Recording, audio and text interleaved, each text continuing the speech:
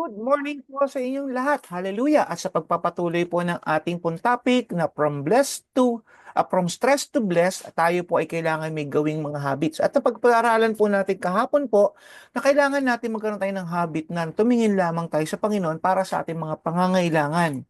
So, yan po yung number one natin kailangan na unahin natin si Lord, mga kasama, mga kapatid, para mabawasan tayo ng stress, di ba? Ang hirap naman puro tayo stress. So, base po tayo sa Psalms 23. Kaya nga po sabi ng Psalms 23 verse 1, "The Lord is my shepherd, so I have all I need." So si Lord ang magpo-provide sa atin ng lahat. Number two, ang kailangan maging habit po natin, I need to obey God's instruction about rest. So kailangan po natin magpahinga. Hindi puro tayo work. Hindi puro work, work, work. Kaya nga po minsan pag nagkakasakit na tayo, pinapahiga na lang tayo ng Panginoon para tayo ay makapag-relax ulit at mag-regenerate yung ating pong katawan. Kaya sabi ng Psalms 23 verse 2, He makes me lie down. So kailangan tayong humiga, magpahinga. Kaya nga meron tayong tinatawag na Sabbath day.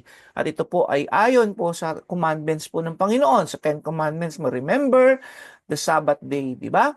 Amen. So kailangan natin magpahinga mga kasama. Huwag puro tayo trabaho. Okay, number 3, kailangan din natin mag-recharge ng ating pong kaluluwa sa mga bagay na magaganda. Okay. Kaya pa napapansin po ninyo ang mga kababaihan po ngayon, ang dami pong mga parlor, di ba po? At nagpupuntahan ng mga babae po sa mga parlor. Kahit saan ako pumunta, may mga parlor po, may mga beauty, mga spa, di ba? So in short, meron pang ibang mga pangkuko, pambuhok, yung pampaganda. So iba-iba po mga klase ng mga negosyo po regarding po sa pagpapaganda. Bakit po nangyayari po 'yon? Because our nature, kailangan po natin talaga na tayo ay pumunta sa mga, gumawa o magkaroon po ng bagay na tayo ay po mare-refresh. Kasi po, pag tayo, mapapansin po ninyo, pag pogi po kayo, di ba, yung forma pa lang, tapos magaganda, o kaya naman, nag-aayos, nagpakulay ng buhok, nagpaganda ng kanyang mukha, nagpa-sexy, o kanya nagpa-trim, o anything na regarding po sa beautification ng katawan. Napapansin po ninyo, ang mga tao nagkakaroon ng confidence. Amen? At nandun po yung aura nila na hindi po sila nakikitaan ng parang pagod or stress. Pero makikita niyo po yung mga taong hindi na binibigyan yung time yung sarili po nila. Ano ang itsura po nila? Kayo po makakakita po niyan. Observe niyo po yung paligid ninyo. Observe niyo po yung sarili niyo. When you are always stressed, po tingnan niyo po yung sarili niyo. Pagod na itsura niyo. Pero pag kayo naman po ay pumunta sa mga, yan nga po, yung mga beauty parlor na yan, makikita niyo po, wow, beauty na beauty po kayo. Amen? Bakit po? Ang sabi ng Psalms 23 verse 2 3, He makes me lie down in lush green meadows and leads me beside calm, quiet water. He restore my soul. So, kung tayo po ay wala naman pong tayong kakayahan, pumunta sa mga parlor, magpaganda, wala pong problema yan, huwag po kayo madi-discourage. Kasi po, ang creation po ng Panginoon ay nandun po yung magaganda. Tumingala ka lang po, pumunta ka sa isang lugar na pag tingala mong ganyan, makikita niyo yung mga bituin.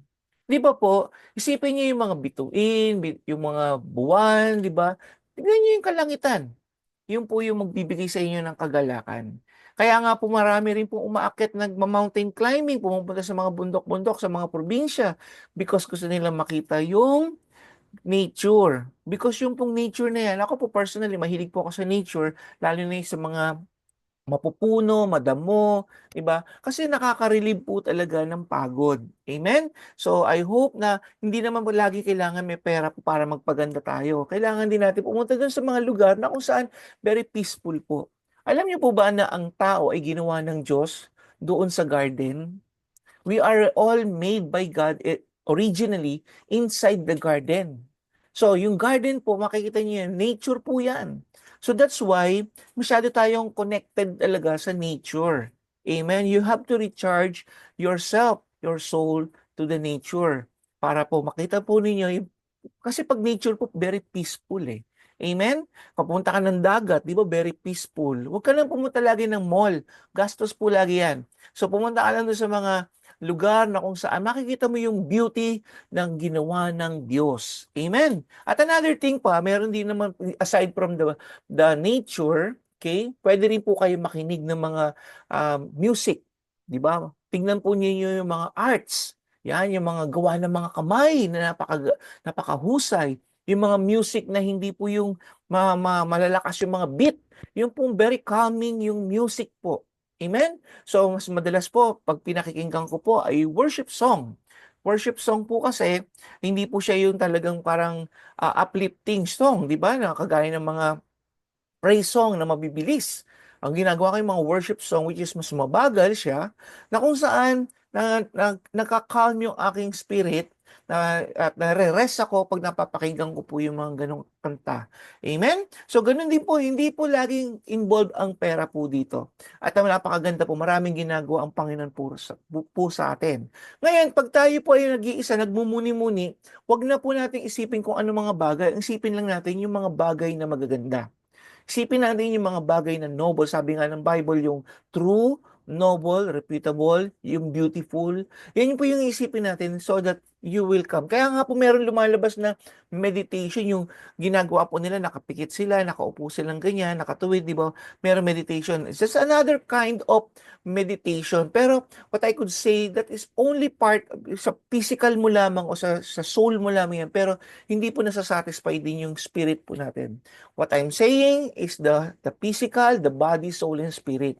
Kailangan yung tatlong component po ng ating katawan o yung tatlong aspeto ng katawan po natin ay nasa-satisfy po yan. So, paano po masasatisfy? Wag lang po katawan. Yung pagpunta natin sa nature, wag lang katawan po yan. That is body. Yung mga sounds, yung mga music, yung mga pagbabasa ng libro, that is our soul.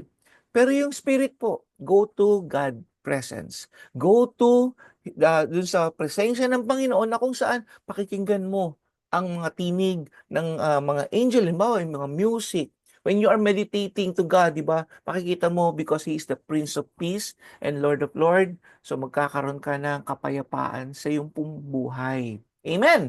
So hindi lamang po punta tayo sa gastos dito, gala doon at beautification ng ating pong mga katawan, kung hindi kailangan din po ng soul and spirit po natin. Amen? So that's why it is important to go to your fireplace. Ano po ba yung fireplace po natin? That is where the presence of God is. Yung prayer meeting, o di ba? Pag pumupunta po tayo ng prayer meeting, hindi kayo stress. You are releasing your stress to God. Amen? At yun po yung spiritual part. Okay, number 4. Punta tayo sa number 4 na habit para mawala masyado yung stress po natin. Go to God for guidance. Kagaya po ng binanggit ko kanina, punta ka sa presensya ng Diyos. Pagpunta mo sa presensya ng Diyos, hingi ka ng guidance din. Hindi lang yung para matutulog ka lang, Lord, ano yung bang gagawin ko? Tulungan niyo po ako, bigyan niyo po ako ng wisdom, bigyan niyo po ako ng guidance sa aking gagawin. Sabi nga ng Psalms 23:3, He guides me in the right path for His name's sake. So, ang Lord naman ay hindi madamat bibigyan tayo ng instruction as long as we are looking sa Kanya po at meditating sa Kanyang Word. At tunay nga na when we seek God, we will find God. Amen? Sabi nga ng James 1, says God will give you wisdom and guidance when you ask. Pray, read God's Word, and wait. So, sinabi sa James 1 yan, when you ask God for wisdom, He will give you His wisdom. Amen? God will guide us in the right time, in the right place, di ba? Kailangan nandoon talaga yung perfect place, perfect timing ng Panginoon na kung saan inililid tayo. Through His Word, I believe, sabi nga po ng salita ng Panginoon, the Word of God is the light unto our path. Amen? So kung wala yung Word of God, talagang magkakaroon tayo ng stress kasi nangangapa po tayo. But when we have this Word of God sa buhay po natin mga kasama, sigurado po yan, hindi po tayo maliligaw. Amen. Hallelujah. Alam niyo po ba, ang Diyos ay hindi nahuhuli. Laging eksakto po ang Lord. Minsan tayo nagmamadali lamang. Pero ang Lord laging on time po siya. Hallelujah. Amen. So, pagpapatuloy po natin po muli ito bukas dahil po sa aking time at naniniwala po ako ito pong tatlo pang points na to na kung saan tinutulungan tayo para tayo mawalan o mabawasan ang stress sa buhay. Hallelujah. Subaybayan niyo po ito. Purihin ang Panginoon. Hallelujah. Tayo po manalangin. Salamat po, O Diyos, sa umagang ito. At tunay nga, Lord God, tulungan niyo po kami na may apply po namin itong mga instructions po ninyo, yung guide po ninyo sa amin. Lord God, na tanging ikaw lamang ang magpo-provide ng aming pangangailangan. Hindi kami dapat mag-worry o mag-bother, Panginoon. And I pray also, Lord God, that makita po namin, Lord God, yung yung importance ng Sabat, Panginoon, yung pamamahinga ng aming katawang lupa. At tunay nga, Lord God, ma-recharge din ang aming kaluluwa at aming spirito sa pamamagitan po ng pakikinig ng inyo pong mga aawitin, o God, pagbabasa ng inyong salita at pagpunta po sa namin, Lord God, sa fireplace po, Lord God, kung nasa ng presensya po ninyo. And Lord, tunay nga kayo po ang magbigay sa amin ng guidance sa araw-araw, na kung saan, Lord God, ito pong mundong ito ay tunay nga napakagulo at maraming binibigay ng stress po sa bawat isa po sa amin. And I pray through in you, O God, we will find peace, O Lord God. In your word, we will find wisdom, O God. Kaya po, Lord, thank you for once again for this time. Bless niyo po ang lahat ng sumusubaybay, Panginoon, sa pangalan ng Panginoon Jesus, Lord. Amen and amen. Hallelujah. Kita-kita tayo bukas para sa iba pang mga points po natin.